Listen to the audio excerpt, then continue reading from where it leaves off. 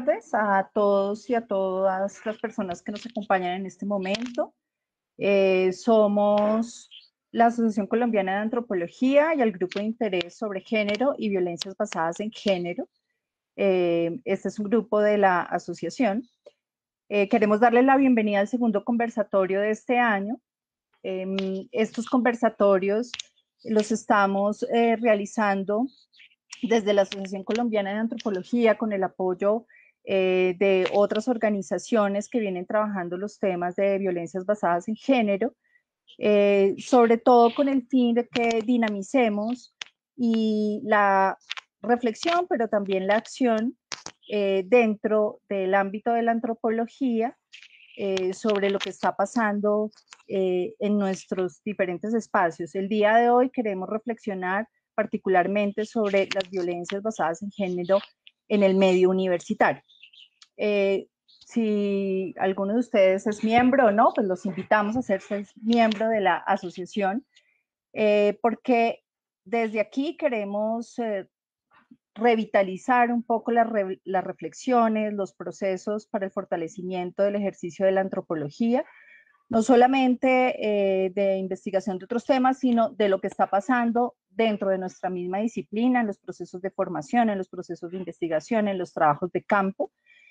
Nuestro interés el día de hoy ha sido suscitado en parte por los informes sobre la violencia sexual y el acoso, los informes realizados por el colectivo feminista de la Universidad Nacional, que puso pues, sobre la mesa una realidad que no solamente está afectando a los miembros de esta comunidad educativa, sino a miembros de muchas otras universidades.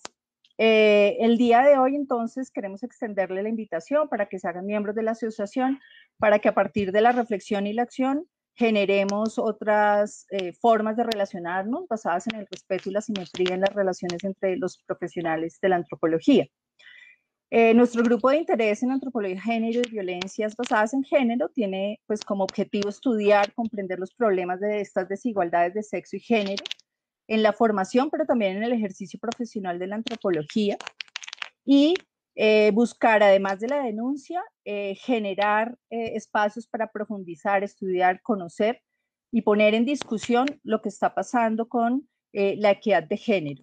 También generar maneras de informar a los asociados sobre estos temas y proponer formas de prevención de estas violencias sexuales y de género. Entonces, buscamos conjuntas con las víctimas. Entre los eventos, este ya es nuestro segundo conversatorio. El primero reflexionó sobre estas relaciones de poder en el ejercicio profesional de la antropología, porque pues nos interesa conocer lo que sucede en el ámbito laboral, pero sabemos también que en el ámbito universitario esta realidad se está presentando y que de alguna manera es preocupante que en los espacios de formación se conviertan en espacios de reproducción de estas violencias.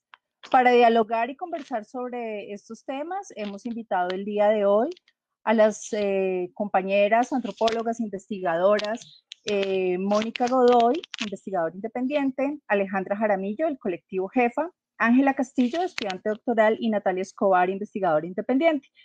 Quiero invitar a las compañeras a que se presenten para pues, dar inicio a esta conversación.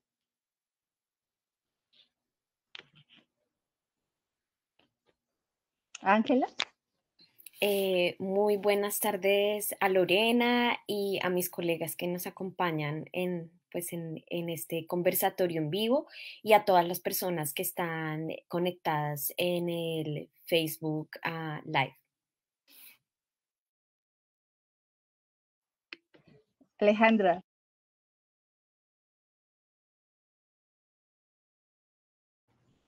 Muy buenas tardes para todas y para todos. A ti, Lorena, buenas tardes. A las compañeras que acompañan el conversatorio el día de hoy y a todas las personas que nos están viendo a través del Facebook Live.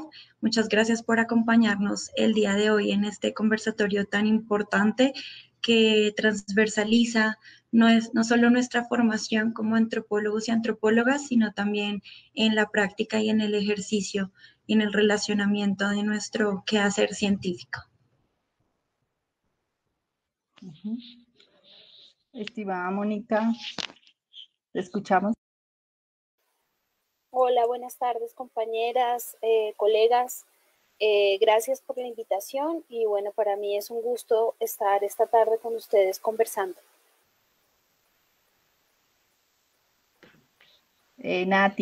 Natalia. Hola, muy buenas tardes a todas, a todos. Muchísimas gracias por acompañarnos en este espacio de la CAN. Estoy muy feliz también, yo me imagino como Lorena, como todas, de que se abran estos espacios para que podamos compartir diferentes visiones para construir el campo y el ejercicio de la antropología. Muchísimas gracias por acompañarnos a todos los que están en Facebook Live también. Y bueno, bienvenidos.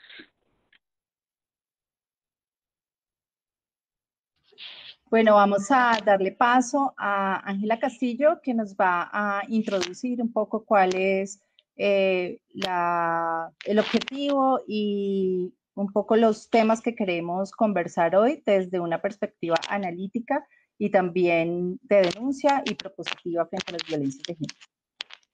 Ángela, te escuchamos. Ya, muchas gracias Lorena y bueno, buenas tardes y pues bienvenidos otra vez las personas y en especialmente pues las mujeres, las estudiantes, las investigadoras y pues las antropólogas y profesionales de ciencias sociales que nos acompañan hoy a través del Facebook Live de la Asociación Colombiana de Antropología. Un poco lo que voy a hacer es presentar lo que vamos a hacer hoy y un poco darles a ustedes que nos escuchan pues herramientas para entender un poco el objetivo de esta sesión y qué se pueden llevar, digamos, para sus contextos más inmediatos de estudio y de trabajo.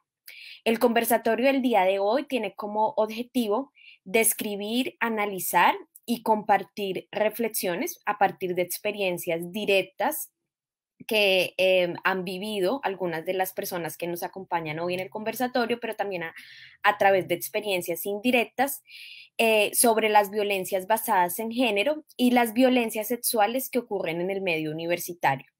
En los últimos meses, como acá todos, yo creo, y todas somos, digamos, conscientes y hemos observado eso en redes sociales y en diferentes medios de comunicación y a través también de las redes gremiales que nos mantienen conectados y conectadas con otras antropólogas y antropólogos, ha crecido como el reconocimiento público sobre lo que ocurre en las universidades. Y pues que en las universidades ocurre y se reproducen diferentes formas de violencia contra las mujeres.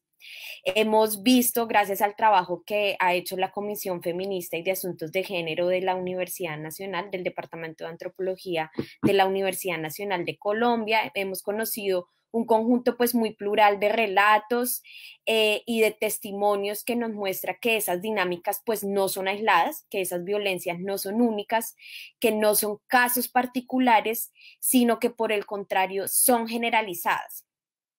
Los relatos y los testimonios que son muy importantes, pues porque es la prueba de lo que viene sucediendo, no solo demuestran pues la existencia de estas violencias, sino que parecen indicar que de alguna u otra forma los contextos universitarios están creando y favoreciendo las condiciones de posibilidad para esas violencias. Con el objetivo de entender mejor cuáles son las violencias que ocurren y por qué pareciera que el medio universitario como que las incuba o las está reproduciendo, hemos propuesto para hoy un análisis pensado en 5 ámbitos que nos van a ayudar a 4 cosas. 1, a entender pues cuáles son los actores y las relaciones que hay entre esos actores y por qué ocurren violencias en esos. Entonces, hemos sabido digamos, hemos conocido sobre casos de violencia que generalmente ocurren dentro de la relación docente-estudiante. Hoy vamos a hacer un esfuerzo de ampliar a otros actores que también, digamos, habitan el medio universitario y entre los cuales también se ocurren, digamos, formas de violencia basadas en género y violencias sexuales. Entonces, lo primero es entender cuáles son los actores y las relaciones. Este esquema de análisis que ya les voy a contar más, también nos va a ayudar a entender cuáles son las acciones de violencia particulares, es decir, en qué consisten, ¿sí? En qué prácticas concretas consisten. Eso pues lo haremos compartiendo, como les dijimos, reflexiones particulares de antropólogas que bien sea han experimentado esas violencias en sus cuerpos y en sus vidas, o también de relatos pues a los que accedimos digamos, conociendo experiencias de otras antropólogas y de otras personas. El esquema de hoy también nos permitirá comprender qué es el medio, un poco qué es el medio universitario y por qué está incubando o reproduciendo esas formas de violencia contra las mujeres y formas de violencias basadas en género que no necesariamente están orientadas solo a las mujeres, sino también hacia los hombres, como lo hemos visto pues en los informes que ha elaborado la Comisión Feminista y de Asuntos de Género.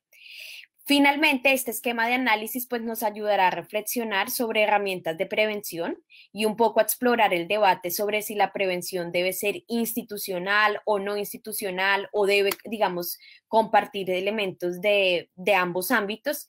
Y bueno, finalmente quería compartirles a las personas que nos escuchan que lo que hoy estamos ofreciendo pues es una herramienta de análisis sociocultural, pero también de incidencia política, ¿no? Que nace de una reflexión feminista que estamos haciendo varias, sino muchas antropólogas colombianas actualmente en muy diferentes sitios y contextos. Entonces, ya para entrar en materia, los 5 ámbitos que proponemos para el análisis y para la reflexión son los siguientes. Y pues las colegas que me acompañan hoy, que nos acompañan, nos ayudarán un poco a nutrir esas reflexiones de cada ámbito. Entonces, el primer ámbito sería el que ya nos hemos familiarizado más, que es el de docentes estudiantes.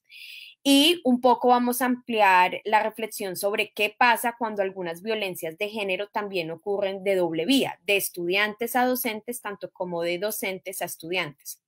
Un segundo ámbito es las violencias que ocurren entre docentes.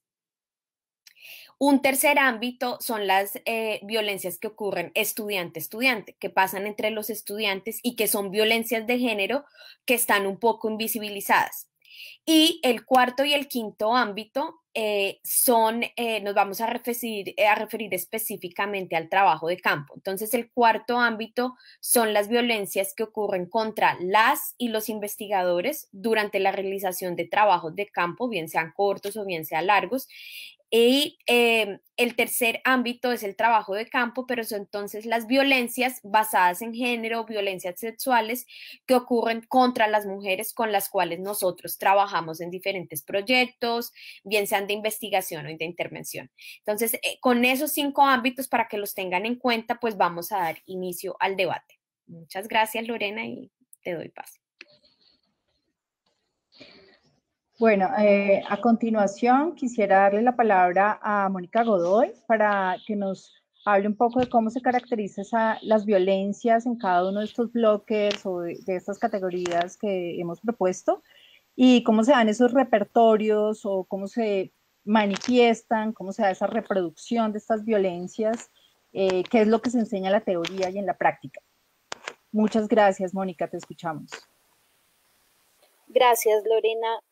Bueno, yo quisiera primero señalar que los 3 informes que elabora la Comisión Feminista de Asuntos de Género, Las que Luchan, son resultado también de un proceso largo que ellas venían llevando desde hace 2 años para tratar de que la universidad tomara acciones de prevención frente a situaciones de violencia psicológica y también de violencia sexual que estaban sufriendo los estudiantes por parte de algunos profesores del Departamento de Antropología. Entonces es resultado de un proceso largo. Ellas venían haciendo reuniones con egresadas, reuniones entre ellas, círculos de mujeres para tratar de, digamos que de sensibilizar tanto a estudiantes como a profesores y profesoras de lo que estaba sucediendo y realmente no han sido escuchadas. Entonces, eh, no han sido escuchadas sus peticiones y digamos que sus experiencias han sido ignoradas, como venían siendo ignoradas desde hace 20 años. Eh, la búsqueda de ayuda de algunas víctimas en la universidad de acoso sexual particularmente. Entonces, bueno, ¿qué es lo que está sucediendo dentro de la universidad? Básicamente tenemos una estructura anquilosada universitaria que digamos que se caracteriza por un ejercicio del poder que es jerárquico, incluso que tiene aspiraciones aristocráticas, es decir, que entre la gente que hace la base de la universidad, es decir, las estudiantes y las trabajadoras, y aquellos que ocupan lugares y cargos altos de las universidades, hay un abismo de diferencia y hay muy pocas posibilidades de diálogo, de interlocución, de negociación, y es precisamente estas instituciones que son ultra jerárquicas las que son el terreno fértil para violencias basadas en género y para abusos sexuales. Es decir, es muy importante señalar que estas violencias, las violencias sexuales no corresponden al deseo sexual, ni a la libido, ni a las ganas digamos que de tener pareja o de conocer sexualmente o eróticamente a alguien, sino responden a un abuso de poder. Entonces, las universidades, digamos que no han hecho, estas universidades no han cambiado mucho, a pesar de que sean laicas, siguen reproduciendo un orden autoritario y jerárquico que habla de sus orígenes, es decir, de sus orígenes religiosos y monacales, ¿sí? Es en esas estructuras donde las mujeres y las personas feminizadas, es decir, quienes ocupan un lugar de sujeción, son consideradas inconvenientes, molestas y digamos que su trabajo intelectual, sus aportes políticos, sus aportes a la ciencia, a las artes, ha sido relegado dentro de la formación profesional, tanto para hombres como para mujeres. O sea, esta segregación de la producción académica e intelectual de las mujeres sostiene esos abusos y digamos que sostiene la reproducción de una ideología de supremacía masculina. Es decir, es hora de que nos preguntemos si la gente que va a una universidad y aprende a hacer antropología sin leer a las antropólogas, sin leer antropología feminista y que es tan importante los aportes de la antropología al feminismo, eh, y hacen toda su carrera ignorando por completo un campo de estudio tan importante para cuestionar la realidad, para pensar los problemas. Si ese tipo de violencia simbólica, si ese tipo de silencios dentro de la formación de la gente pueden ayudar precisamente a que las violencias sean mucho más arraigadas. Es decir, lo que se está reproduciendo en las universidades es una segundidad de las mujeres, ¿sí? Es una marginalidad de las mujeres. Y a pesar de que en la Universidad Nacional existe una escuela de género que ha hecho esfuerzos enormes por poner en el centro de la discusión la importancia del aprendizaje de la teoría feminista y de los feminismos como apuestas políticas y éticas, esta no está incorporado dentro de la formación, dentro del canon profesional, estas perspectivas, ¿sí? Entonces, lo que tenemos es un ejercicio de violencia estructural que pasa por una estructura que es supremamente jerárquica, pero también por una reproducción del conocimiento que margina por completo la participación de las mujeres y unas mujeres que a partir de sus luchas y sus reivindicaciones han abierto espacios en la universidad, han quebrado y han interrogado esa estructura de poder y proponen otras cosas, pero que han sido eh, condenadas a la marginalidad dentro de la formación profesional, es decir, que sus apuestas políticas, sus apuestas académicas, sus perspectivas teóricas todavía siguen considerándose inconvenientes dentro de la formación profesional. Entonces no es de sorprenderse que los hechos de violencia, que es la punta del iceberg más clara, como el acoso sexual, las violaciones, y otro tipo de, digamos, la discriminación, la misoginia, que es lo que vemos, identificamos de manera más fácil, responda es a esas causas profundas de desigualdad de las mujeres dentro de las universidades. Entonces vamos a estudiar y vamos a aprender a odiarnos a nosotras mismas también en las universidades, y es un problema profundo. Por eso las feministas hablamos de la necesidad de despatriarcalizar las universidades, y eso pasa por un proceso de transformación profunda, no solamente de atención a los casos de violencia de género o violencia sexual que pueden ocurrir, sino a un cuestionamiento profundo de cómo estamos construyendo el conocimiento y el saber, y un proceso de democratización que permita que la palabra, el conocimiento y las reivindicaciones políticas y éticas de las mujeres tengan un espacio para formar a las nuevas generaciones.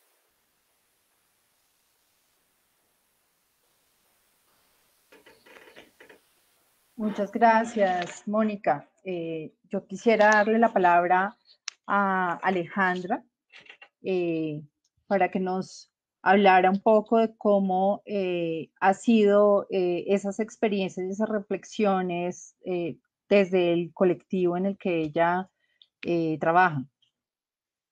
Alejandra. Gracias, Lorena. Bueno, primero, pues para contextualizar un poco, el colectivo JEFA, Género, Feminismo y Arqueología, hacemos de este colectivo, somos parte 8 valiosísimas mujeres, y este colectivo inició como una reflexión profunda sobre el tema de género, de cómo se aborda el tema de género en la práctica de nuestro quehacer disciplinario y en nuestra formación y en los discursos que hacen parte, digamos, de nuestro trabajo como antropólogas y como arqueólogas. Y recientemente hemos podido realizar cierto tipo de acercamientos a los casos de violencias de género, de discriminación de la mujer, de cuál ha sido, digamos, los retos y obstáculos para las mujeres poder desarrollarse profesionalmente y poder desarrollar un trabajo de campo, digamos, en nuestra disciplina, frente a una estigmatización basada en roles de género, ¿no? Entonces, por ejemplo, creo que lo que acaba de decir Mónica es supremamente importante. Hay que tener en cuenta cuál es el contexto, de dónde nacen estas reflexiones, cuáles son las causas que permean las violencias basadas en género, y creo que un punto fundamental aquí es la naturalización de las relaciones de poder, ¿no? Entonces, en el ámbito estudiantil, en el ámbito universitario, hay muchas relaciones sociales que se presentan en estos ámbitos, ¿no? Y una de esas son esas relaciones de poder que se generan con personas mayores, como pueden bien ser docentes o también personal administrativo de las universidades, investigadores con los que uno tiene relacionamiento, y asimismo con sus compañeros, con estudiantes, con personas de cursos más abajo. Entonces, digamos que hay todo un contexto en el cual hay que analizar a profundidad cuáles son las causas de estas violencias, cuál es también la responsabilidad de los espacios que estamos habitando, como un espacio universitario que no solamente es un espacio físico, sino también un espacio de formación en el cual de cierta manera se permite o no la naturalización de estas relaciones de poder. Y el punto fundamental de esto es que estas relaciones de poder usualmente se basan en una estructura jerárquica y en una estructura de dominación. No siempre está asociado al tema sexual, como lo acaba de mencionar Mónica, sino también a un estado de dominancia académica, de dominancia sobre el conocimiento y sobre generación de conocimiento mismo de una persona sobre otra. Y es eso, digamos, lo que nosotros encontramos muchas veces en los ámbitos universitarios cuando hablamos con estudiantes que han sufrido acoso, y muchas veces es este acoso que está ya tan naturalizado en estas relaciones jerárquicas que es difícil hacer clic y decir, esto no está bien y esto hay que cuestionarlo y esto hay que criticarlo, porque siempre llevamos a pensar que los roles de género que nos han sido asignados, por ejemplo, son naturales, ¿no? Y nos cuesta a veces enfrentarnos a una realidad donde hay que criticar esos roles de género, donde hay que criticar esos estereotipos en los que nos están basando, porque esto conlleva no solo a relaciones, no solo a violencias, perdón, no solo a violencias basadas en género, físicas, sino también psicológicas. ¿Cuál es el impacto? Y lo que debemos preguntar es, ¿cuál es el impacto que esto está generando en la formación de las profesionales? Porque una cosa que podemos decir es que este tipo de actitudes, este tipo de comportamientos también marcan el ejercicio profesional de una persona. Puede que yo, por evitar cierto tipo de actitudes cierto tipo de personas y actitudes con las que me veo enfrentado en la universidad, decida no inscribir ciertas materias, decida tomar otro rumbo. Entonces esto tiene un impacto en la formación y en las profesionales que se van a convertir las mujeres el día de mañana. Y por eso es clave que hagamos un ejercicio donde analicemos de dónde vienen estas relaciones de poder y cómo podemos empezar a desnaturalizarlas a partir de no crear estereotipos de género de lo que debe ser una mujer, sobre todo, por ejemplo, en actividades de campo como son la antropología y la arqueología. Hoy en día es casi que muy común enfrentarse a situaciones laborales donde le dicen a uno como mujer, no, es que yo no te puedo mandar a esa zona porque es que esa zona para ti es peligrosa. O no, tú no puedes estar a cargo de este proyecto porque es que eso es muy grande para ti, ¿no? Porque eso viene desde una naturalización de cuál debe ser el papel científico de una mujer, el cual muchas veces se toma como ser asistencial, ¿no? Y no poder asumir cierto tipo de cargos, cierto tipo de labores, porque estamos naturalizando ese rol. Gracias. Sí, frente a estos dos puntos que han mencionado Mónica y Alejandra, cómo se da, cómo se estructura el abuso de poder en el ámbito universitario asociado pues a esa estructura jerárquica, quisiera preguntarle a Natalia y a Ángela de experiencias concretas en las que se va estructurando estas relaciones de abuso de poder en esas relaciones, por ejemplo, docente-estudiante.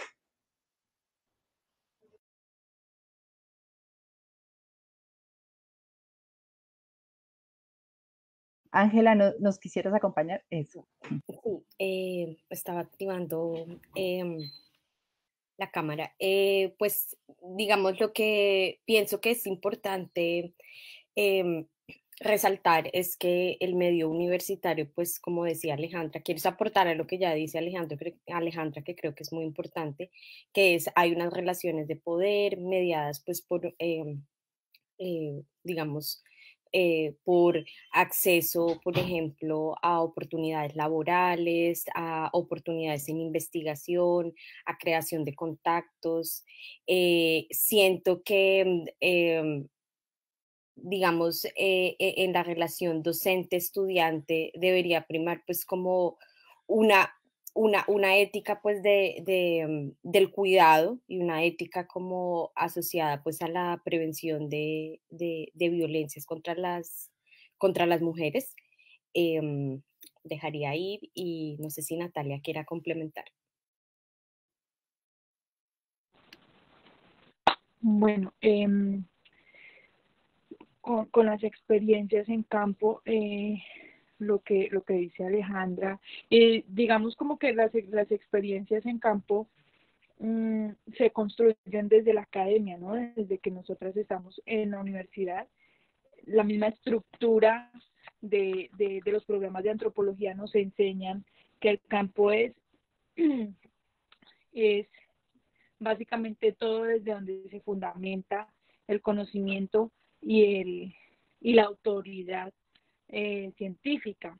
Pero la universidad nos manda a nosotras a campo como antropólogos y nunca, o hasta cuando yo estaba estudiando, no se dio la discusión sobre género. Entonces, a nosotras nos enseñan a ser antropólogos, científicos, sociales, y los hombres o los antropólogos no son acosados, no son abusados, pero las mujeres sí. Resulta que cuando nosotras nos enfrentamos al campo con diversos actores, nos tenemos que enfrentar a un campo que es claramente sexualizado, para el que nosotras no vamos preparadas. Y sí es como un vacío grande que tiene la academia. No es una universidad particular. La misma formación de la antropología, de las bases de la antropología que nos llevan a eso, nos enseñan a hacer el Malinowski de nuestras investigaciones, y vamos a campo bastante desprevenidas. Bueno, en mi caso, para contextualizarla, yo llegué a mi campo de investigación a los 17 años, 18.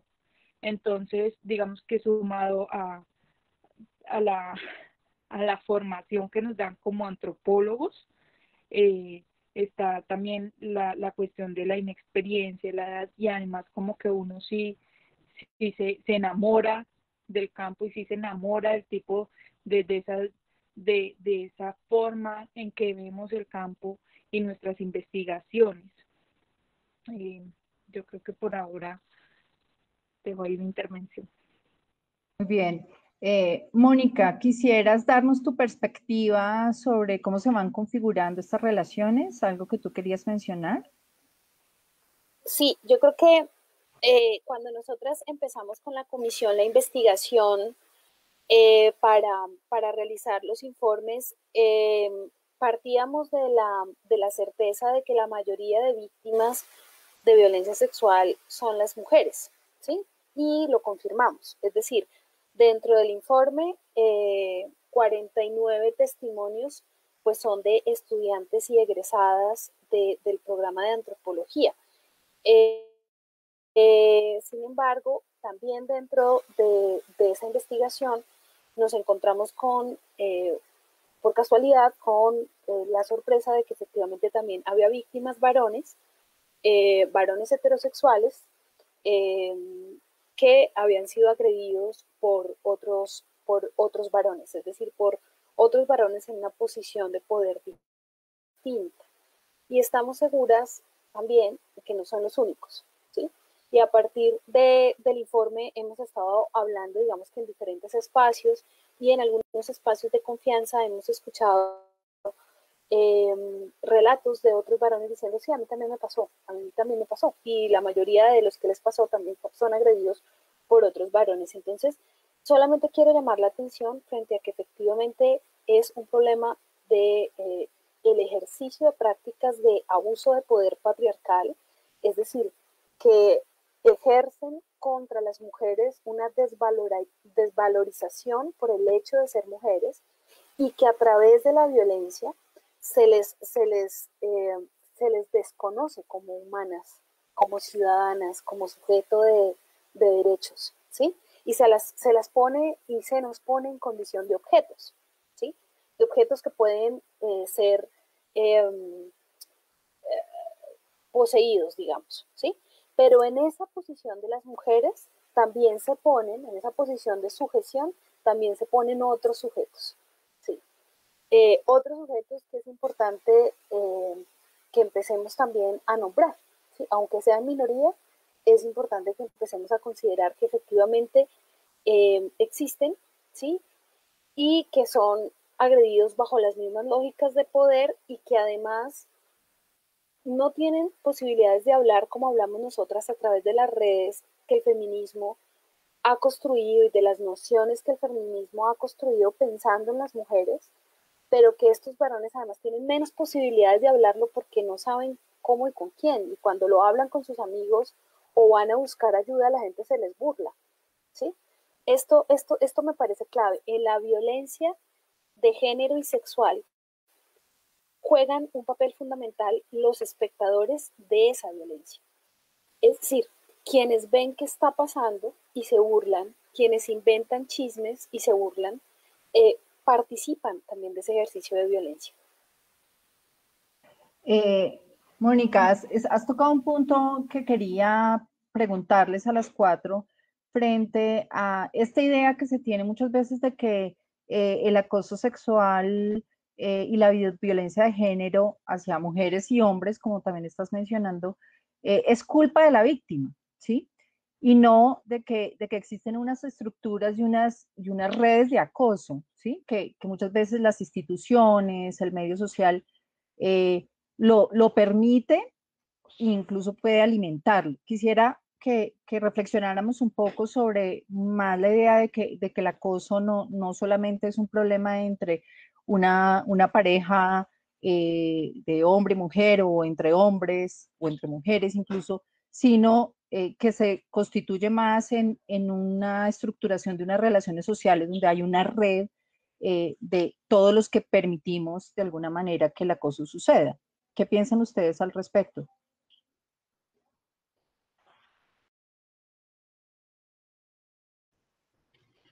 Bueno, yo creo que lo que acabas de mencionar, la palabra clave es miedo, ¿no? Y es de dónde estamos nosotros haciendo la concepción de qué es el acoso como tal. Creo que en Colombia, personalmente, hay un vacío muy grande frente a todo el tema de acoso y sobre todo en los ámbitos universitarios.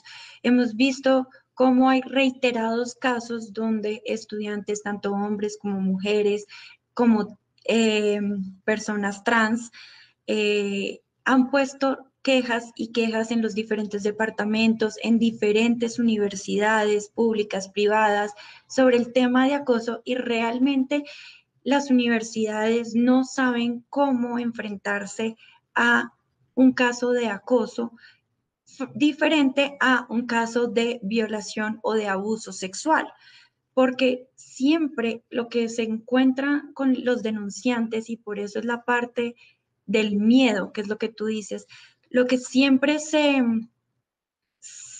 encuentran ellos es que necesitamos evidencias del acoso. Y pedirle evidencias a una víctima, a una persona que se está siendo vulnerada por alguien que puede estar en una posición jerárquica mayor o un compañero o compañera de estudio, pues es también un abuso frente a la víctima, ¿cierto? Entonces yo creo que hay un vacío muy grande frente al cómo las universidades pueden abordar el tema de acoso. Digamos que en ciertas universidades ya hay protocolos de denuncia, el tema de abuso sexual lo toman mucho más rigurosamente, pero frente al tema de acoso todavía hay un vacío muy grande que creo que hace que las personas que sean víctimas de estos comportamientos sientan un miedo al no sentir un respaldo, al no haber unos procedimientos claros y una posición clara de la institucionalidad en la que están, de la institucionalidad que representan, sobre todo en estos ámbitos de formación académica, de formación profesional, de formación de seres también. Entonces, creo que eso es un punto clave. Si nosotros queremos que el miedo no sea algo presente puntualmente en las víctimas, tenemos que darles las garantías en los espacios que se están habitando, en los territorios que se están habitando, para poder acabar con ese vacío de lo que es el abuso, de cómo uno debe demostrar el abuso y de cómo las universidades deben implementar protocolos y más allá de protocolos, campañas de concientización y de prevención de estas actitudes que pueden ser sutiles en algunos casos, como pueden convertirse en comportamientos ya de abuso sexual en otros. Muchas gracias. Natalia, ¿tú querías aportar algo respecto a la violencia en los contextos de campo? Bueno, sí, digamos que el acoso no es exclusivo para las mujeres o hacia las mujeres, sino que los hombres en menor medida también sufren acoso, y esto solamente como para darles contexto. Estuve trabajando en una zona rural con comunidades indígenas y el chiste del trabajo era, uno de los coordinadores de los grupos era una persona de la comunidad indígena abiertamente homosexual, un tema tabú dentro de esta comunidad, pero todo el mundo lo reconocía, era una cosa que yo no terminé de entender bien. Y la persona, y había otro antropólogo también, y nosotros teníamos que dormir en las comunidades, dormíamos en hamacas, y a este antropólogo, el jefe, que era nuestro jefe, se le metía a la hamaca y lo manoseaba. Entonces, a él le daba pena decirlo, pues, o repetirlo, porque era el chiste de la comunidad, ¿no? Entonces, nunca se tomó en serio lo que este muchacho, lo que esta persona estaba diciendo, y todo fue siempre como en el tono de la burla, en el tono de la ricocha, de hacerlo muy folclórico. Y yo creo que sí había que ser mucho más serios en escuchando a esta persona, porque el jefe se llevaba a 2 hombres y tenían que dormir con él porque era el jefe. Entonces siempre había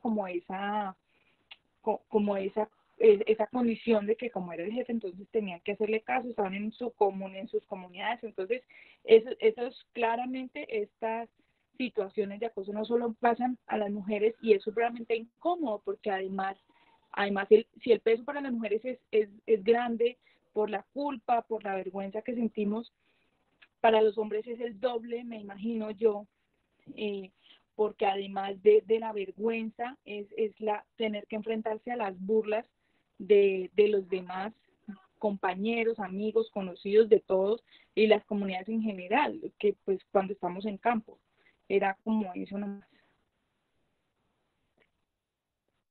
Bueno, Ángela, tú estabas también proponiendo algo. Vamos. Sí, pues yo quería un poco profundizar en las violencias que ocurren en el trabajo de campo, y porque me parece como un terreno fértil para analizar una cosa, y es que siempre oímos, y no sé, llevamos tal vez 2 décadas oyendo que las universidades pues no son como instituciones aisladas de la sociedad, ¿no? Y parte de los programas de mejoramiento y de lo que digamos, se felicitan las instituciones universitarias es que estén en conexión o en diálogo con la sociedad nacional, y por ejemplo en el caso pues con la sociedad nacional y con las sociedades más locales pues de los contextos donde las universidades están, ¿no? Y yo siento que eso, ¿por qué es importante? Pues para entender que los medios universitarios, o lo que llamamos el medio universitario o la universidad, pues no terminan las paredes de la universidad ni terminan las aulas, ¿no?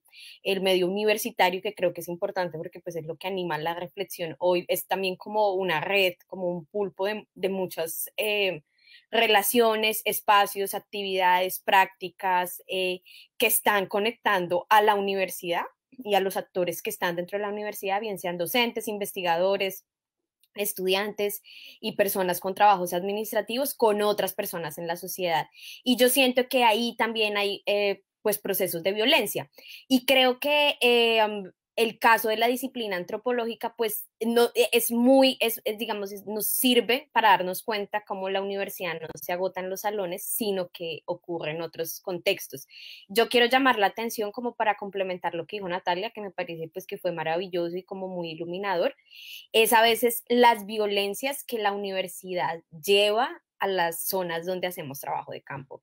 Las violencias contra las mujeres basadas en género y violencias sexuales que docentes y estudiantes varones en algunos casos ejercen contra las mujeres en trabajo de campo.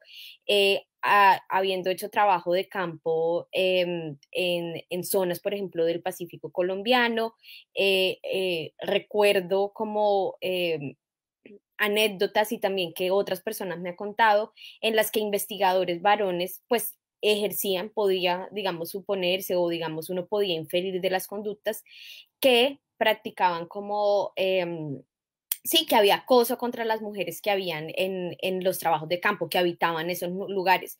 Y esas mujeres, pues generalmente, pues ocupan un lugar subordinado en la sociedad nacional, son mujeres o indígenas o campesinas o mujeres afrocolombianas, que obviamente la relación de poder, si ya había una distancia entre los y las estudiantes y el docente, pues entre una de estas personas, una de estas mujeres en trabajo de campo y el docente o un hombre investigador también. Ese es un ámbito que a mí me parece importante, el ámbito del trabajo de campo, porque sí, claro, es específico de la disciplina antropológica y las antropólogas que nos escuchan hoy sabrán que el trabajo de campo es una parte tan importante como las clases, pero también porque nos permite discutir cómo la universidad lleva esas otras violencias, digamos, lleva esas violencias a otros sectores sociales, a otras mujeres. Y porque si dentro de la universidad, pues los docentes y los estudiantes hombres, digamos, más experimentados o como que ellos creen más experimentados, pues están en una relación de poder en relación con las estudiantes, pues por fuera aún es más. Y otra, digamos, aspecto importante de pensar el medio universitario de forma expandida o extensa son las violencias que no necesariamente las ejercen actores universitarios, docentes o estudiantes, sino son las violencias que ejercen otras personas en esos sectores sociales, pero que violentan o que se ejercen contra las mujeres con las cuales las investigadoras y los investigadores estamos trabajando. Entonces, creo que, por ejemplo, valdría la pena una reflexión constante sobre cuál es el rol, digamos, de las investigadoras y los investigadores cuando se encuentran con casos de violencias basadas en género y violencias sexuales contra las mujeres con las cuales participamos en trabajos de investigación o de intervención. ¿Por qué creo que esto es importante además? Porque esto tiene además una variable de género importante ya para terminar. Un investigador o una investigadora puede ir a trabajo de campo y encontrarse con que las personas, mujeres u hombres, en su mayoría mujeres, como dijo Mónica, son las víctimas de estos tipos de violencia, pues recurren o confían o le cuentan a uno, pues que son víctimas de ciertas violencias, ¿sí? Eso impone casi siempre una carga adicional sobre las investigadoras, bien sean arqueólogas o antropólogas sociales, porque empieza uno a hacer todo el trabajo emocional de colaborarle a una víctima. Es difícil, no sé qué casos habrá, es un elemento para la reflexión, pero creo que los casos que yo vi, digamos, los relatos de otras investigadoras, es que las mujeres tienen esa capa adicional de trabajo, de cuidado y trabajo emocional con las personas como las que hacemos trabajo de campo. Entonces, además de estar más expuestas, nos volvemos unos sujetos a las que otras mujeres violentadas recurren para hacer ese trabajo. Dejaría ahí para no extenderme más. Bueno, yo quisiera volver sobre un tema que han mencionado las cuatro y que son dos experiencias. Una es la del sentir el miedo y el miedo como eh, una de las emociones que está permeando toda la experiencia de acoso y violencia sexual, y también el sentimiento de culpa que muchas veces tienen las víctimas que han sufrido pues de estos acosos, de estas violencias. Quería pedirle a Mónica que nos hablara un poco de esta bisagra entre miedo y culpa. Bueno, yo quisiera señalar que, ¿me escuchan? Sí, te escuchamos. Bueno, que tengo unos problemas de conexión, entonces si me pierdo, por favor discúlpenme y volveré. Creo que lo primero que quiero señalar es que hay que enfocarnos en el análisis de este problema un poco menos en las víctimas y enfocarnos en los agresores, ¿sí?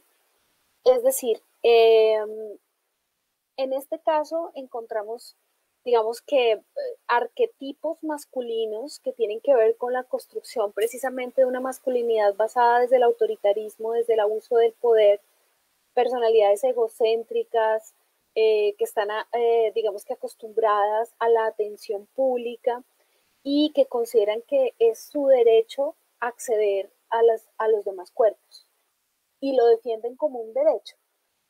Suelen ser referentes académicos, es decir, que las universidades han premiado, han ascendido, han reconocido, han motivado para que ese tipo de formas de ser académico se reconozcan como positivas. Y creo que ahí hay una responsabilidad de la institución en pensar a quién promueves como referentes, porque no solamente vas a la universidad a aprender, digamos que contenidos o materias específicas, sino también aprendes el oficio de cómo hacer, ¿sí? Antropología.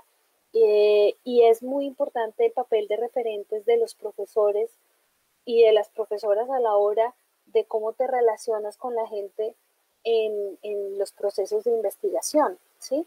Y si sales a hacer, digamos que una salida de campo universitaria con un profesor que emborracha a las estudiantes, que cuando están, que además paga el trago, él, porque digamos que crea esos escenarios recreativos donde lo que suceda va a quedar como parte de la diversión y de la borrachera, eh, intencionalmente, precisamente para poder tener este tipo de acercamientos, pues también estás creando y enseñando ese tipo de formas de hacer, ¿sí? Es decir, es lo que nosotras en los informes llamamos el currículo oculto, ¿sí?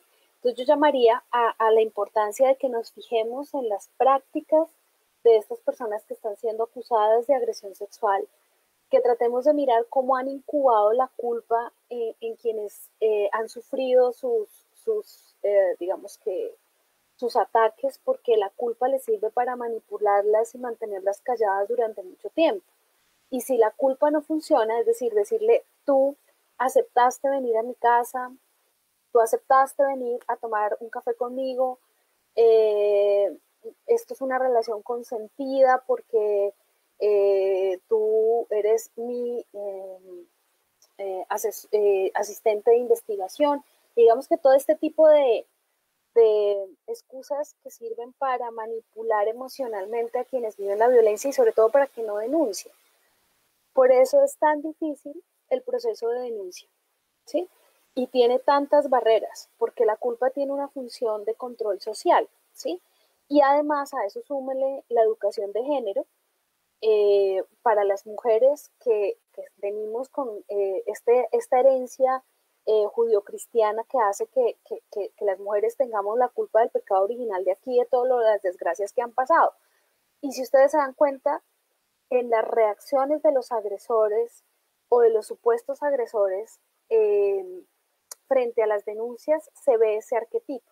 Es decir, el arquetipo de que las mujeres hacen esto por envidias, hacen esto para entorpecer sus carreras políticas o sus carreras académicas o porque tienen un problema personal con ellos. Es decir, les cuesta aún mucho trabajo a estas personalidades ególatras, egocéntricas, aceptar que pueden cometer un error y que pudieron haber ofendido a alguien y que efectivamente cambiar de actitud y reflexionar y reconocer errores pues no es un síntoma de debilidad, sino de sabiduría, ¿sí? Entonces, yo llamaría a que la discusión debe estar centrada en analizar las prácticas de este tipo de personas que abusan sistemáticamente del poder. Muchas gracias, Mónica. Frente a este asunto, Alejandra nos quiere compartir algo. Cuéntanos, Alejandra. Gracias, Lorena. Creo que Mónica ha tocado también un punto fundamental y es con respecto Lorena, no sé si estás ahí o Alejandra quería pedir la palabra. Ya está hablando Alejandra.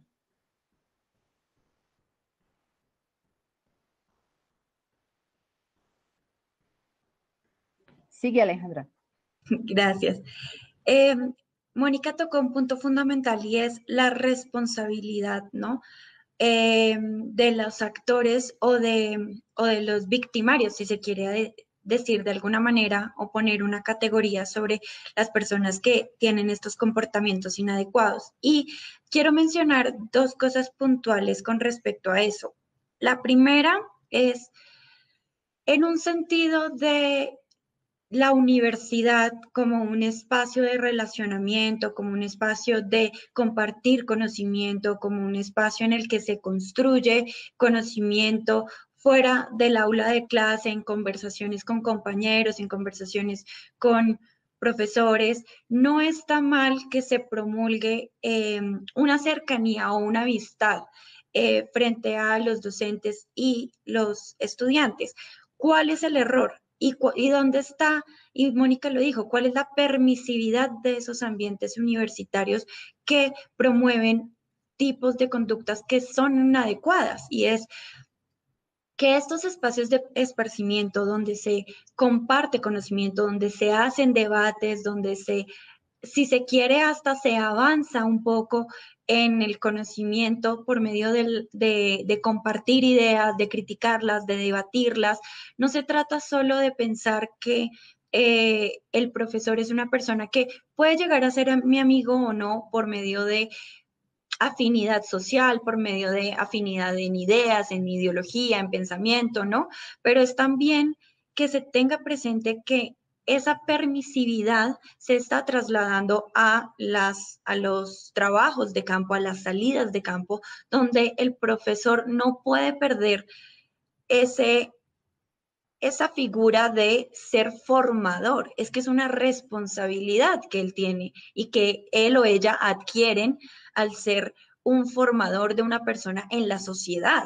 Entonces, en estos ámbitos de trabajo de campo, uno cuando dice, no, es que el profesor, uno cuando está estudiante y dice, no, es que el profesor es un bacán, porque nos deja tomar en la salida de campo, porque nos deja hacer esto, porque nos deja hacer lo otro.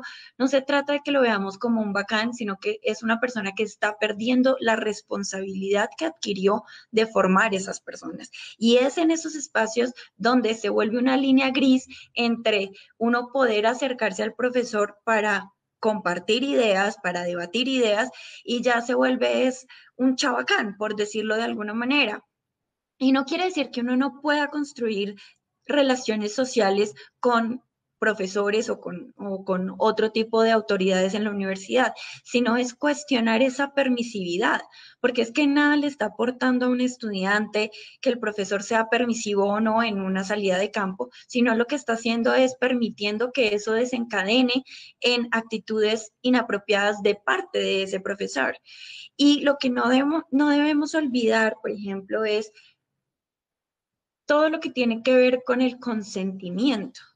Yo puedo establecer una relación de amistad con una figura jerárquica superior a mí, siempre y cuando yo nunca me sienta incómoda o el estudiante nunca se sienta incómodo. En el momento en el que hay una incomodidad y se manifiesta esa incomodidad, es ahí donde esa persona que primero tiene una posición de poder superior, debe retirarse. Y eso es lo que no debemos naturalizar. Ese tipo de actitudes que generan una incomodidad. Y lo vemos todo el día en la sociedad, cuando utilizan refranes como por ejemplo, no es que si la persona que insiste es fea, entonces es acoso, pero si es guapa, entonces no es acoso, sino coqueteo. No, si a mí me hizo sentir incómoda o me hizo sentir incómodo esa actitud y se reitera esa actitud, eso es acoso, independientemente de la persona que venga. Y eso es lo que no podemos naturalizar y creo que esa permisividad que se ha generado en el ámbito estudiantil y en el ámbito académico sí está permitiendo que se promulguen ese tipo de actitudes y cuando no hay una posición de la universidad como institución frente a censurar, o no censurar, pero sí como, ay, se me fue la palabra, pero frente a cuestionar ese tipo de actitudes, sea un profesor de planta, sea un profesor ocasional, ahí es donde la institucionalidad le está fallando al estudiante. Gracias. Bueno, yo quisiera ahora invitarlas a, sobre todo en la perspectiva de qué otro tipo de formas de relaciones se pueden establecer en eso que ha mencionado Alejandra, de cómo se relacionan personas con diferente nivel de autoridad y de poder, de cómo desarrollar por ejemplo, mayor empatía entre estudiantes para generar más relaciones de solidaridad, de apoyo. Es decir, que las víctimas, en vez de encontrar un silencio en sus contextos, puedan encontrar redes de apoyo. Para eso quisiera invitarlas a que nos compartieran algunos testimonios de experiencias de víctimas de, de estas violencias. Mónica, ¿tú nos podrías compartir algún testimonio, por favor? Sí, yo quiero leer las palabras de una colega que no participó dentro del informe, pero quisiera traer sus palabras, uno, porque denunciar y poner quejas es muy difícil y a veces a las mujeres nos cuesta años poder hablar públicamente de los ejercicios de violencia en nuestra contra, y cuando lo hacemos es muy importante que aprendamos a escuchar, ¿sí?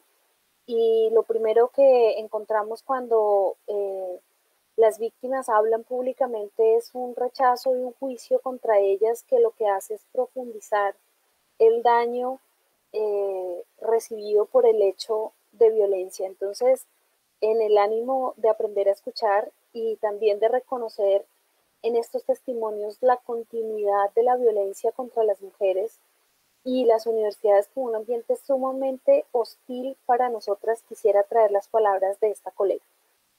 En una salida de campo en la universidad, siendo estudiante, el profesor que dirigía la salida, quien era un profesor al que admiraba mucho, intentó besarme mientras dormíamos en cama franca en una casa de la comunidad. Yo quedé asustada, no dije nada. Sin embargo, me sentí mal y no entendía que este tipo de situaciones era el comienzo de un acoso. Años después, yo siendo profesora universitaria, cuando estuve embarazada, reporté que mi embarazo era de alto riesgo, por lo que debía permanecer sentada durante la clase. Recibí comentarios de mi jefe respecto a que supuestamente mi rendimiento había disminuido a causa de mi embarazo y que mi genio había cambiado y que estaba muy sensible e histérica. Ese comentario no solo me lo hizo a mí, sino que lo hizo a otras personas, estudiantes y colegas de trabajo. Al siguiente semestre no me contrataron a pesar de estar en embarazo. Me retiré de esa institución varios años hasta que me pidieron que regresara. Cuando regresé, volví a estar embarazada, pero escondí mi embarazo para no tener problemas con mi jefe ni con los estudiantes. Durante el tiempo que escondí mi embarazo no tuve inconvenientes con nadie. Cuando ya se me notó, tenía 6 meses, estábamos empezando el semestre y noté que los estudiantes no llegaban a clase. Después de preguntar mucho, una de las estudiantes me dijo que sus compañeros no venían a clase porque les había dicho que yo estaba en embarazo y era una histérica. Entonces los estudiantes me tenían miedo. Le pregunté al estudiante que quién les había dicho eso y me explicó que había sido mi jefe. Como esos estudiantes habían sido estudiantes míos el semestre inmediatamente anterior, cuando estaba en los primeros meses de embarazo, le dije a ella, a la que me contó, que era extraño que mientras no se notó mi embarazo, nadie me dijo que yo era una histérica. Creo que se trata de una situación de discriminación hacia las mujeres embarazadas, le dije a la estudiante. Le envié a mis estudiantes un mensaje de que no era cierto que las mujeres embarazadas nos pongamos histéricas o que vayamos a hacerles daño. Los estudiantes vinieron al curso y pudimos empezar a hablar de estos temas. Después de muchos años de situaciones similares, nombramientos que se enredaban porque esta persona hacía correr rumores sobre mi sobre mi supuesto mal carácter, lo confronté y le pregunté cuál era su problema conmigo y qué era lo que le molestaba tanto. Y en mi cara me dijo, es que usted me pone arrecho. Yo no lograba comprender por qué yo era objeto de sus campañas de difamación hasta ese día. Yo no lograba comprender por qué yo era objeto de sus campañas de difamación, de su atención sexual, y años después algunos estudiantes me contaron que esta persona hacía reuniones para concretar con otros profesores estudiantes la manera de difamar y dañar mi nombre ante otros jefes, estudiantes y la comunidad educativa en general.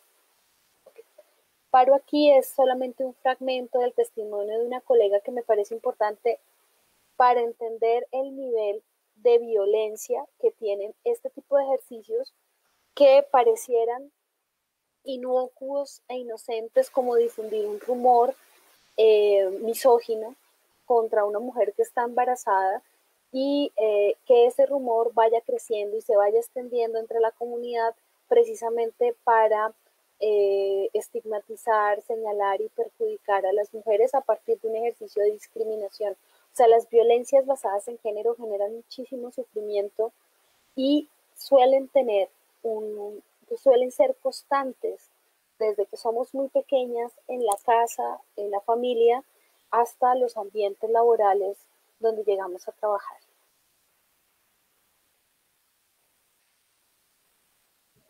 Muchas gracias, Mónica.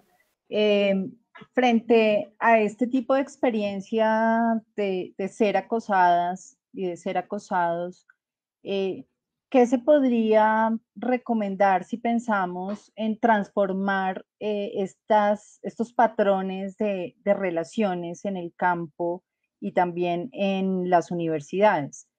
¿Qué piensas, Natalia, por ejemplo, Ángela, que podríamos hacer para transformar estas estructuras? Bueno, ahí hay varias cosas, ¿no? Primero,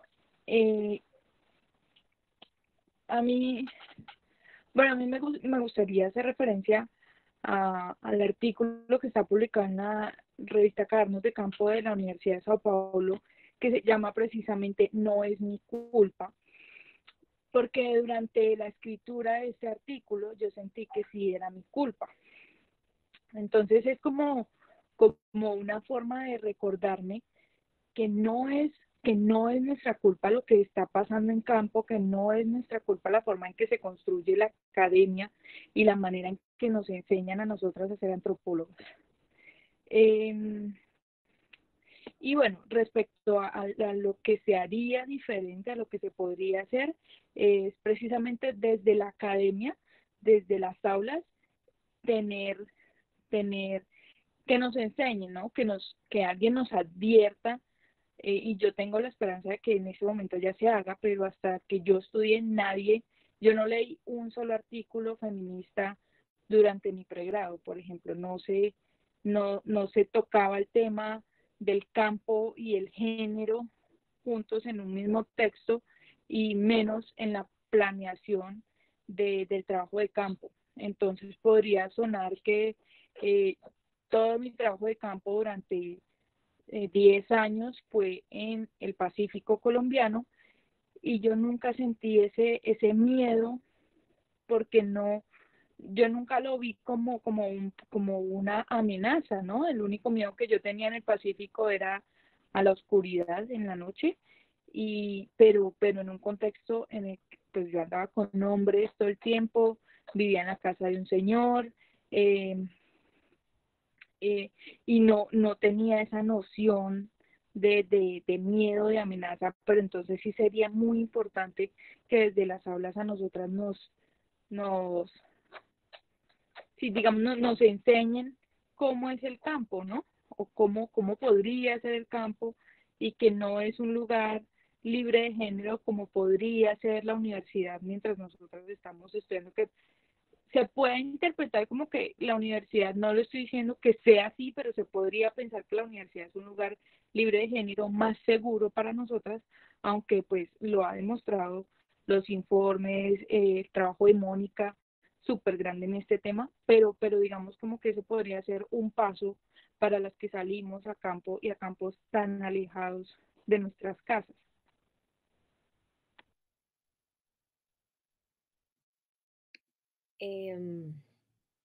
Ya estoy. Bueno, pues yo creo que pensar en formas de prevención o de solución de estos problemas, pues tienen que incluir una reflexión sobre cuáles son como las iniciativas.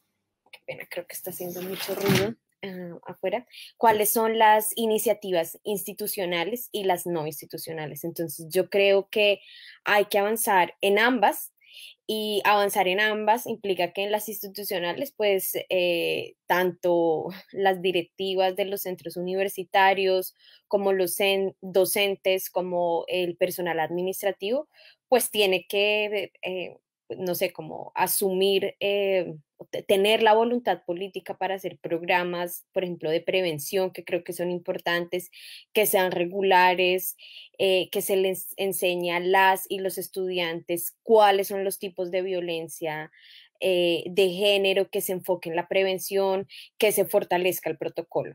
Yo creo que sobre esos institucionales ya hemos oído mucho, solo los recuerdo acá como para que los tengamos, y yo creo que hay unos no institucionales, y los no institucionales son complejos, son plurales, pueden crear controversias, pero yo creo que la fortaleza de los no institucionales tiene que ver con que tenemos que crear relaciones entre mujeres, ¿sí? Y relaciones a partir, pues, de una ética feminista que nos permita a nosotros protegernos de esas violencias basadas en género, de esas violencias sexuales, de violencias emocionales, de violencias psicológicas, ¿sí? De violencias que nos dicen hasta ahora que nosotros no somos capaces de hacer las cosas, o que nos dicen que solo estamos en la universidad para alimentar, para ser objetos sexuales de los varones. Yo creo que en esas no institucionales, que por ejemplo una modalidad de esas no institucionales, pues en la Comisión Feminista y de Asuntos de Género, es el ejercicio de documentar etnográfico y sociológico, o sea, muy académico, de documentar todos estos casos de violencia, que no lo ha hecho ni siquiera el protocolo, y que van construyendo, van creando como una presión política para que en las universidades no siga pasando esto.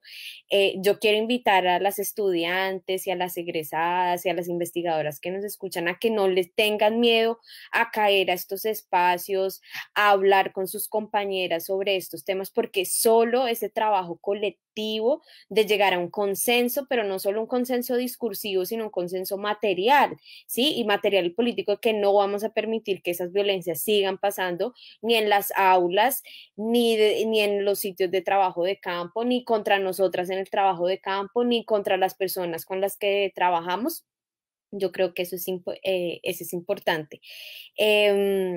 Siento que es una forma de prevención, es hablar de esto, ¿sí? Es hablar de esto en espacios, digamos, más privados, entre nuestras amigas, entre nuestras colegas, pero también en las redes sociales, también en los medios de comunicación hay que hablar de esto. O sea, donde haya una vulneración a los derechos de las personas, pues hay que organizarse y hay que denunciar esa vulneración. Y acá lo que hay es una vulneración muy generalizada de los derechos a una vida libre de violencias, digamos, al goce efectivo de ese derecho por parte de las mujeres, y yo creo que pues eso hay que decirlo en voz alta. Muchas gracias, Ángela. Alejandra, cuéntanos qué piensas sobre esos procesos de transformación de las relaciones. Gracias, Lorena. Yo creo que algo que hay que, digamos, tener en cuenta, no solo es en el establecimiento de las relaciones que hacemos como seres humanos, sino que Ángela menciona algo muy importante, y es la formación, la concientización y la visibilización de este tipo de problemas. Muchas veces se ve, cuando hay denuncias, que en X o Y universidad ocurrió tal comportamiento, ocurrió una violación, ocurrió un caso de acoso, un caso de abuso. Muchas veces la sociedad lo ve como, no, es que están atacando a la universidad. No es un ataque a la universidad, es un ataque, ni siquiera es un ataque, es un proceso que debe llevarse a cabo de cuestionar cuál es el papel de la institucionalidad frente a la permisividad de este tipo de actitudes o no, como lo decía en la intervención pasada.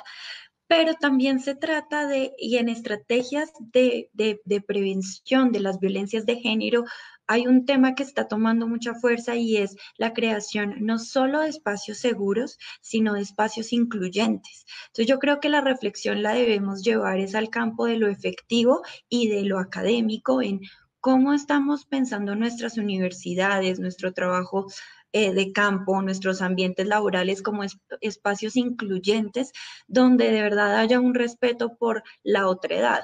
Y la otredad no solo vista como algo diferente a mí, sino como una persona que tiene los derechos que tiene y una persona que puede expresar libremente lo que piensa, libremente cómo actúa, siempre y cuando eso no me genere a mí una vulneración de mis derechos. Y creo que es en ese caso puntual donde vemos muchas falencias, y es las universidades no se están constituyendo como espacios incluyentes en el sentido en que permiten este tipo de actitudes, no saben cómo enfrentarse y creen que con la elaboración de un protocolo o de una hoja de ruta de denuncia es suficiente actuación.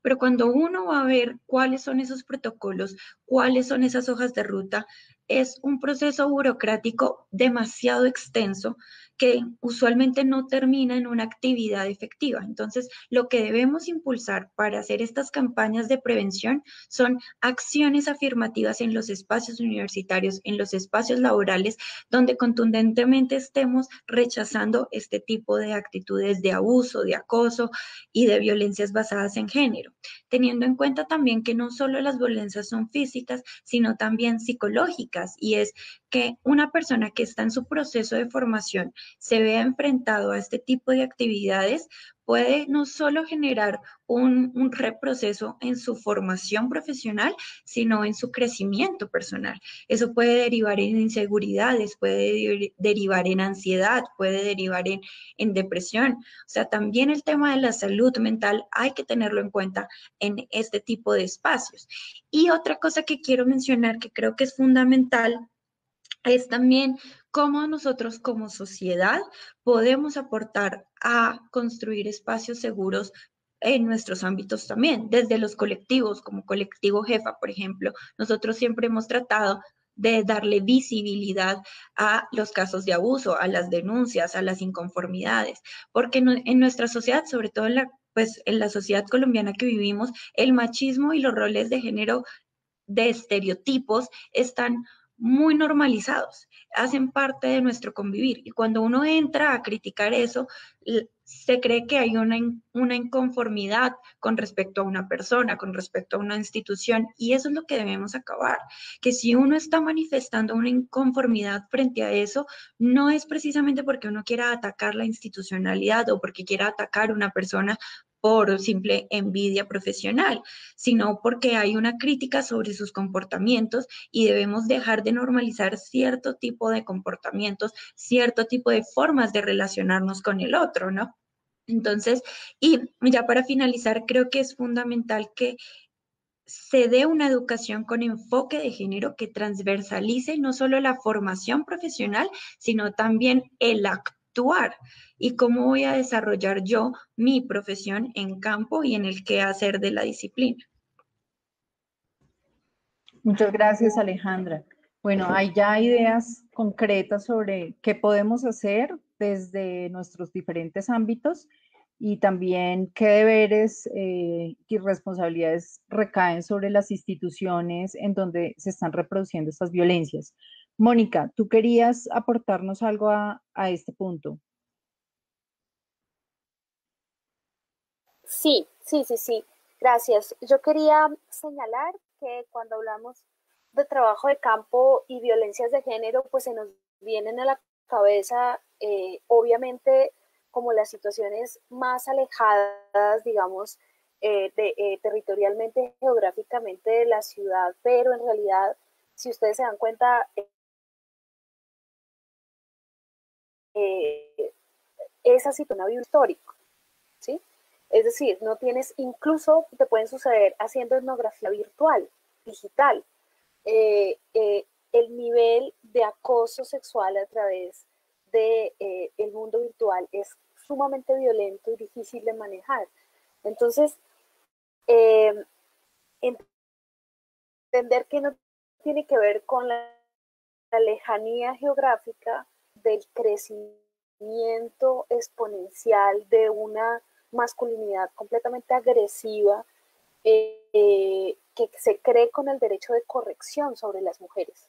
Sí, esa violencia no se ejerce porque haya un tipo violento que no puede contener su ira o bueno, lo que sea, ¿sí?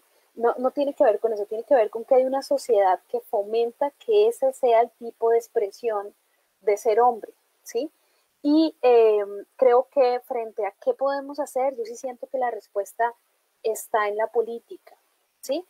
A veces cuando suceden estos ejercicios de denuncia social, la primera respuesta que se nos ocurre es hagamos talleres de sensibilización, hagamos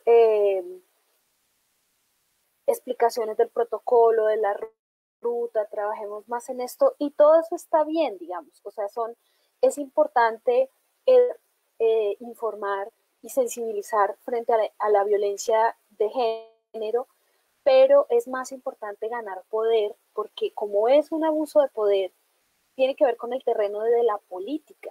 Es decir, necesitamos construir un poder y ser un poder dentro de las universidades que permita confrontar esas estructuras de abuso anquilosadas, esas estructuras patriarcales y abusivas que están fuertemente arraigadas en el ethos de la universidad, en el ethos profundo de la universidad. Y bueno, algunas compañeras del movimiento feminista latinoamericano ya han mostrado la ruta, ¿sí? Es decir, ustedes han visto las huelgas feministas en la UNAM, han visto las huelgas feministas en Chile y que han tenido resultados políticos concretos. Es decir, no es posible que nosotros estemos rogando una y otra vez que le pongan atención a las víctimas, ¿sí? No es posible que tengamos, o sea, aún nosotras, digo la comisión y yo y las víctimas, estamos esperando un correo de confirmación de la veeduría disciplinar de la sede de Bogotá de la Universidad Nacional que diga que efectivamente recibió los testimonios que le enviamos. Y ha pasado más de un mes, ¿sí? Entonces, esa arrogancia, esas ínfulas de aristócratas que tiene la burocracia universitaria, hay que cuestionarlas y derrocarlas. ¿Y cómo se derrocan? A través de la organización, del trabajo colectivo, de desafiar esas lógicas y proponer otras posibilidades de entendimiento y de debate. O sea, la universidad no son estas burocracias universitarias. La universidad son los estudiantes, las trabajadoras y los profesores. Entonces, ahí es donde esa fuerza política organizada debe desafiar esas estructuras anquilosadas que permiten la violencia de género. Bueno, tú estás tocando un punto muy clave y tiene que ver con cómo transformar una institución pues tan medieval como es la universidad. Sobre todo pensemos también en el momento que vivimos actualmente de una educación totalmente orientada hacia la competencia y hacia generar procesos no de inclusión, sino de exclusión, porque estamos como en estas competencias de cuál es la mejor universidad, los rankings, las calidades académicas. Es decir, en la institucionalidad universitaria hay una lógica de la competencia, la exclusión, el poder sobresalir individualmente y no una lógica de poder crear más comunidad, más colectivo, más relaciones de colaboración y solidaridad. O sea, pienso que, digamos, un poco de manera poco esperanzadora, que de pronto dentro de la universidad no estaría entonces la solución. Les hago la pregunta a ustedes porque de alguna manera cada una de ustedes está en posiciones y ámbitos muy diferentes, ¿no? Entonces, si desde adentro de la universidad no es, ¿cierto? ¿Cómo la sociedad puede presionar estas instituciones en donde nos formamos como antropólogos, antropólogas y otras profesiones para transformar estas relaciones? No sé, ¿quién quisiera?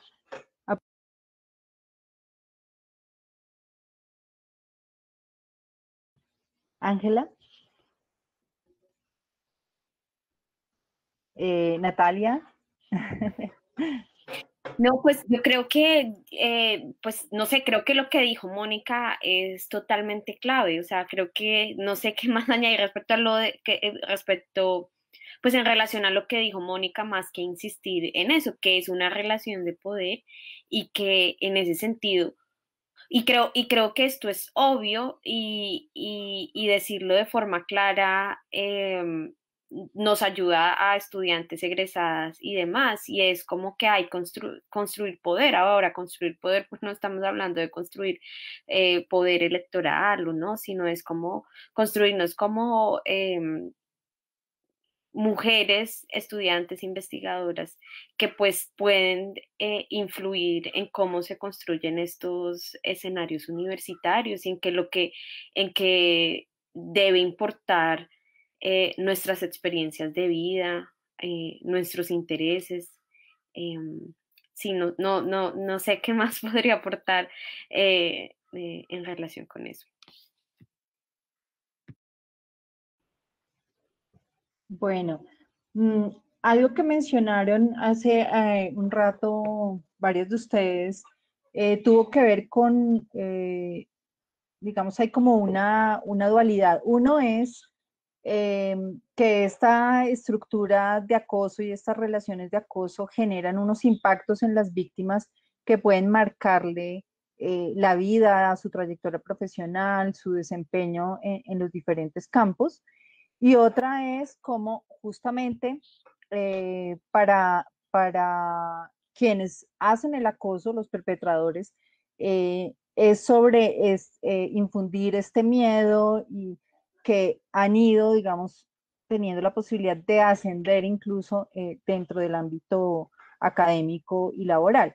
Entonces, quisiera que ya para ir cerrando, habláramos un poco de ¿por qué no podemos seguir haciéndonos la vista gorda sobre estas situaciones de acoso y que pudiéramos hablar un poco de esas implicaciones y esos impactos en la vida de las víctimas de estas situaciones para darnos cuenta pues que no se puede seguir pasando por alto?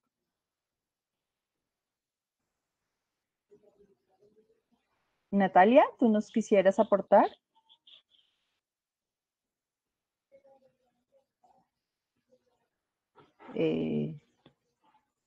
Bueno, Alejandra, dale. Gracias, Lorena.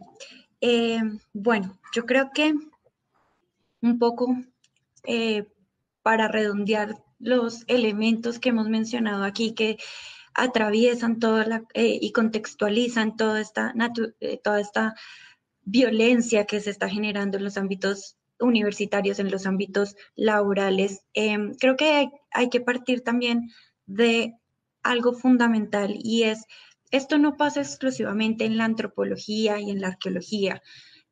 Pero sí creo que un agravante es que nosotros como profesionales sociales, donde nosotros leemos un montón de teorías sobre las relaciones sociales, sobre la forma en que los individuos construyen su accionar social, su accionar político, su accionar económico, sí debemos tener una reflexión un poco más profunda de este tipo de relaciones jerarquizadas, de este tipo de roles que se llevan a cabo que se llevan a cabo, digamos, en la práctica de la vida cotidiana. Y creo que debemos ser capaces no solo de criticar, sino de deconstruir esos conceptos, porque se supone que nosotros nos estamos formando es para entender al ser humano en sociedad, entender sus vínculos sociales, políticos, económicos, pero siempre respetando la otredad.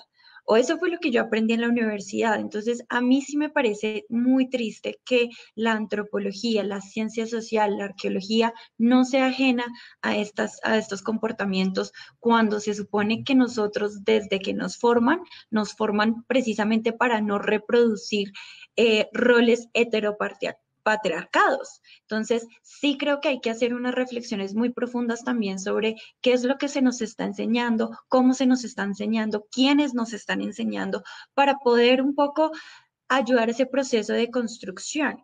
Y estoy de acuerdo con algo que decía Mónica, y es, yo también creo que si no es dentro de la universidad, debe ser también en la sociedad, como sociedad civil, en acciones políticas afirmativas. Y políticas sí en el sentido de tomar una posición frente a lo que está pasando en la sociedad y defender esa posición. No podemos esperar solo que la política pública, por ejemplo, venga del Estado, venga del gobierno. La política pública también puede generarse desde los colectivos, desde la organización civil.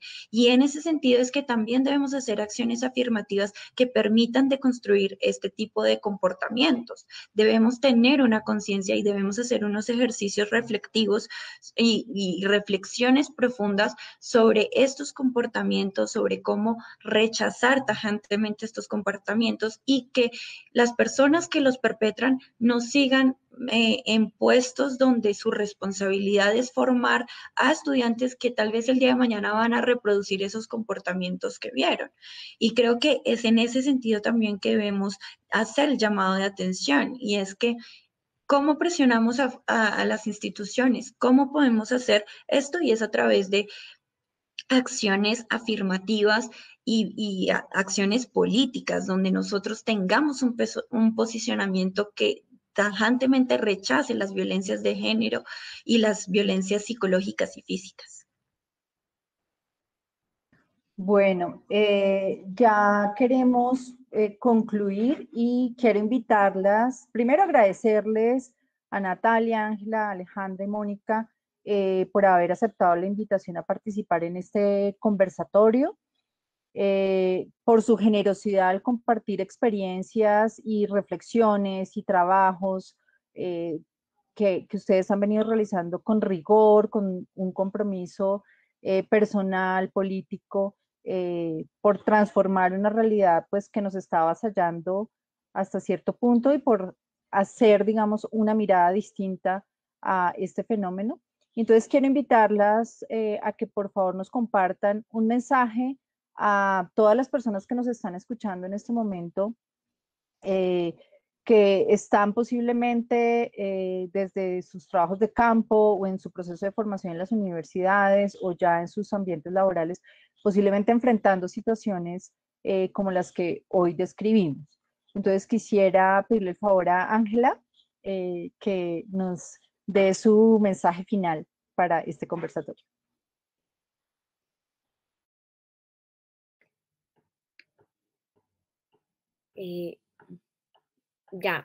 No, pues mi mensaje pues es una invitación a que conversen con otras mujeres, a que conversen con mujeres que hacen parte pues del gremio profesional en el que ustedes están, con sus pues que hablen con sus estudiantes, si ustedes son estudiantes, pues que hablen con sus compañeras, con sus compañeros de esto, que creen lugares y espacios para reflexionar sobre esto, que los transversalicen, que los hagan cada semestre, cada mes, que se reúnan a estudiar sobre cuáles son estas formas, que le demanden a las universidades cosas, que reflexionen cuál es el tipo de trabajo de campo que estamos haciendo.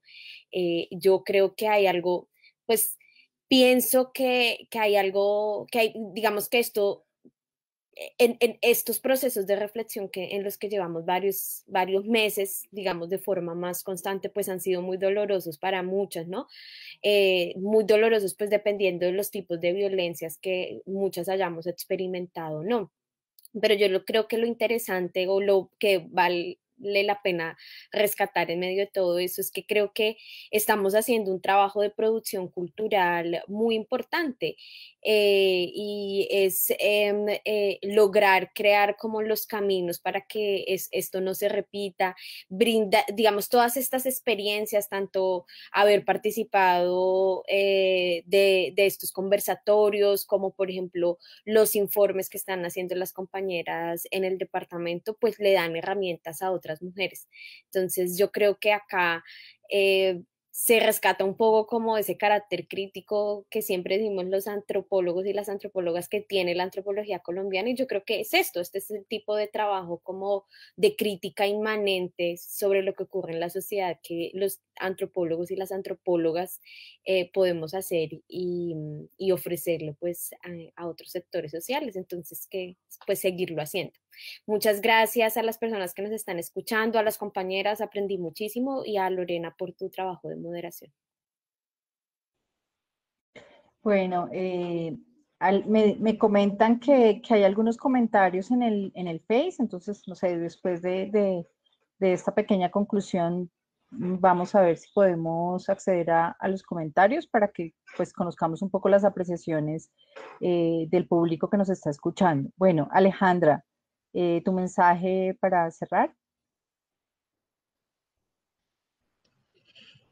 Bueno, no, pues retomando lo que mis compañeras han dicho, creo que hay que hacer procesos de reflexión que sean visibles y que realmente hagan un llamado a empoderar a las personas que han sido víctimas de estos abusos, de estos comportamientos, y que hay que hacer un ejercicio todos, todos y todas como sociedad civil, para que en las universidades y en los ámbitos laborales no se sigan perpetrando estos casos, y que cuando alguien hable acerca de eso, sienta el espacio seguro para denunciarlo y sienta el apoyo no solo de su entorno más cercano, sino de la sociedad como tal. Gracias. Muchas gracias, Alejandra. Bueno, Natalia, tu mensaje para todas las personas que nos escuchan, por favor. Bueno, sería solamente agradecerles por el espacio, por estar acá, por compartir con nosotras, a todas las que participaron. Pues todas tenemos trabajos diversos en diferentes áreas, pero que finalmente apuntan hacia no exactamente lo mismo, pero vamos hacia el mismo lado. Me parece súper, súper importante que sigamos abriendo estos espacios para seguir compartiendo, y hay que hacer más ruido sobre estas cosas, y hay que seguir trabajando en estos espacios, en estos ámbitos para ver si de pronto algún día llegamos a relaciones de género un poquito más equitativas, más equilibradas. Muchísimas gracias. Gracias a ti, Natalia, además por sacar tiempo de tu bebé para compartirnos tu experiencia y tus perspectivas. Bueno, Mónica, tu mensaje final, por favor. Bueno, yo quisiera decirles que el poder que queremos ser nosotras no es el poder de abusar de los demás, no es el poder escalar en una estructura jerárquica que tiene como propósito volverse cada vez más arribista y cada vez más aprovechador de los demás, sino es un poder desde abajo para la gente. Es decir, lo que nosotros estamos exigiendo es cogobierno de las universidades con los estudiantes, con las estudiantes, con las trabajadoras, porque la violencia de género es una expresión que es una expresión de misoginia que está vinculada con otros sistemas de opresión, y las universidades hay que recuperarlas para la gente y recuperarlas del proyecto neoliberal de producción de ciencia neoliberal en el que están metidas, en ese produccionismo de publicar artículos en revistas indexadas, en ciencia que no está pensando los problemas de la gente, sino que está pensando en cómo alargar el CBLAC o el currículo o la trayectoria, y por eso se presentan con yo soy el doctor, como si eso los hiciera nobles o los hiciera mejores personas de lo que realmente son. Entonces, todas esas cosas hay que destruirlas, hay que descreerlas, hay que insistir en que en las universidades deben ser lugares para pensar los problemas sociales de manera compleja, profunda, crítica, y que deben estar produciendo ciencia y conocimiento para la emancipación y no para engordar proyectos de construcción individual, como lo está haciendo en este momento. Muchísimas gracias. Quiero compartir con ustedes pues algunos saludos y comentarios que han hecho algunas personas en el Facebook. Hay saludos y agradecimientos de Claudia Puerta, Jenny García, muchas gracias, Nini Moncuel, Basset segunda, y un comentario de Irana Herrera. Ella dice, en las líneas de las mujeres aportamos discusión y solo se aprueba la idea si la dice un hombre o un compañero. En las pasantías pocas veces a las mujeres nos pagan, ¿no? No nos pagan a las mujeres muchas veces lo mismo que a los hombres o se desvaloriza el trabajo que hacemos las mujeres. Angie Mejía dice, el mandato de la masculinidad esgrime la dueñidad, el cual consiste en que los hombres deben mostrarse ante los otros a través de otros rituales cotidianos. De ahí ciertos comportamientos abusivos hacia las mujeres. Recordemos que la hombría otorga estatus mientras la feminidad no. Este mandato opera en las instituciones y en la academia no es ajeno. Bueno, hay una gran cantidad de comentarios. Nosotras estamos pues muy agradecidas con quienes han estado escuchando. Esperamos que realmente hayamos podido aportar una perspectiva diferente a este problema, que haya podido generarse también una motivación para abrir nuevos espacios dentro y fuera de las universidades. Y no solamente la transformación desde los colectivos feministas, desde los grupos de mujeres, sino creo que también hay una gran cantidad de hombres que no participan de este tipo de violencias, pero que de pronto han hecho mucho silencio durante muchos años y que podrían también movilizar a hombres a una transformación de cómo se dan estas relaciones. También hay agradecimientos de Victoria Mar y Victoria Isasmendi.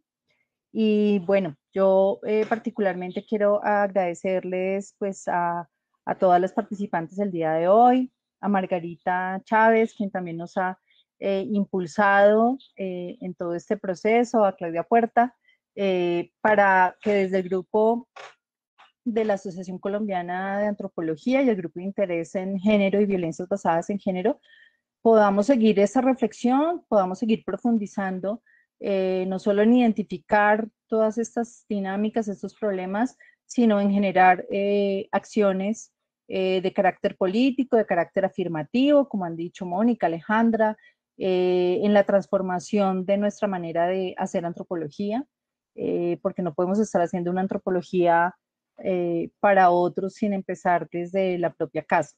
Entonces, pues muchísimas gracias y los esperamos en nuestros próximos encuentros.